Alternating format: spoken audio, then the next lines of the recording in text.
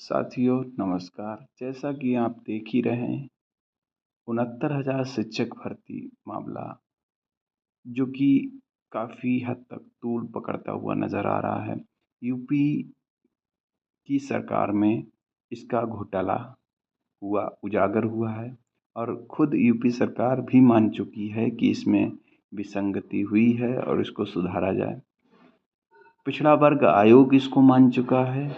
High court double bench इसकी पुष्टि कर चुका है और उसमें ये भी बात कह चुका है कि सत्र लाभ देते हुए जो भी इस चयन सूची से निकलते हैं उनको बाहर किया जाए, लेकिन इस सत्र में इसको ना निकाला जाए क्योंकि जो पढ़ने वाले बच्चे हैं उनका नुकसान होगा।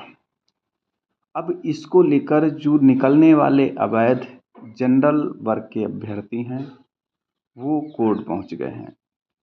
मैंने थंबनेल में लिखा भी है, जनरल वर्ग को सुप्रीम कोर्ट जाना पड़ा महंगा। मतलब जनरल वर्ग खुद सुप्रीम कोर्ट गया है। अब उनको ये चीज़ महंगी पड़ रही है क्योंकि वो अब एक तरीके से ये सोच रहे हैं कि आगे कुआं पीछे खाई जैसा एक मैटर दिखाई दे रहा है उनके चलते कि चले तो गए हैं सुप्रीम कोर्ट, लेकिन चयन सूची है वो बदलना तय है। अगर वो अब खुद ही खबर खुद ही जनरल वर्ग ने ये क्यों थंबनेल में लिखा गया है। देखो सबसे बड़ी बात है ईटीआरई को अगर इन्होंने क्वालिफाइंग एग्ज़ाम प्रूव किया, मतलब वो तो है ही क्वालिफाइंग एग्ज़ाम ही है, तो जो डबल बेंच का आर्डर है वो लागू हो जाएगा। मीन्स इनको उधर से ही निकलना पड़ेगा।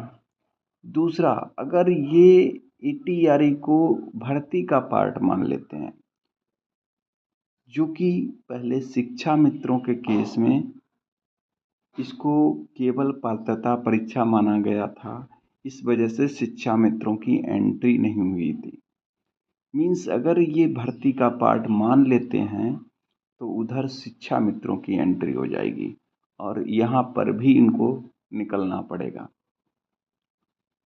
अब वहाँ पर केवल जनरल वर्ग को नहीं निकलना पड़ेगा, वहाँ पर इस चयन सूची में बीएड बीटीसी वर्ग को भारी नुकसान झेलना पड़ सकता है क्योंकि काफ़ी जो भी टेट पास जितने भी इस भर्ती में शामिल थे 4 लाख के लगभग, उसमें जो शिक्षा मित्र थे जो पास थे वो सभी के सभी इस 25 नंबर भारांक पाकर बीएड बीटीसी वालों से काफ़ी ऊपर गुणांक पर पहुंच जाएंगे और उनकी टक्कर देने वाला कोई नहीं होगा, वो सीएस पर पहुंच जाएंगे।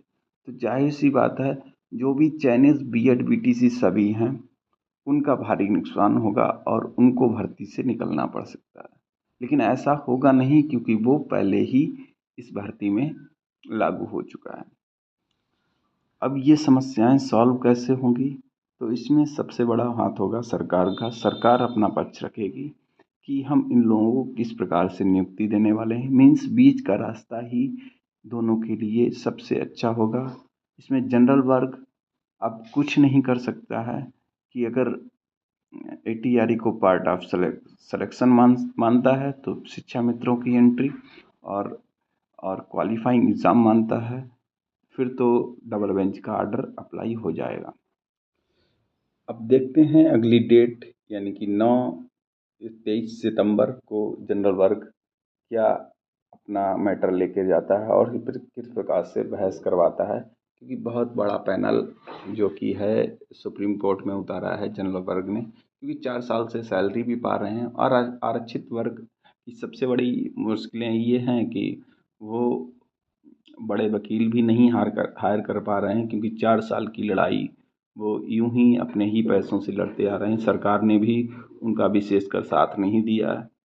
अब वो इतना, चलिए देखते हैं क्या होता है अगली डेट पर। इसी के साथ हम अपनी बात को विराम देते हैं और साथियों मिलते रहिए इसी चैनल पर पल पर की अपडेट 69,000 शिक्षक भर्ती में आने वाली मोड़ जो भी न्यूज़ होती रहेगी उसके बारे में चर्चा करते रहेंगे। साथियों, अगर चैनल पर नए जुड़े हैं तो प्लीज़ चैनल को सब्सक्राइब करें और वीडियो अगर अच्छी लगी, इन्फॉर्मेटिव लगी है, प्लीज़ वीडियो को लाइक करें। जय हिंद, जय भारत, वंदे मातरम।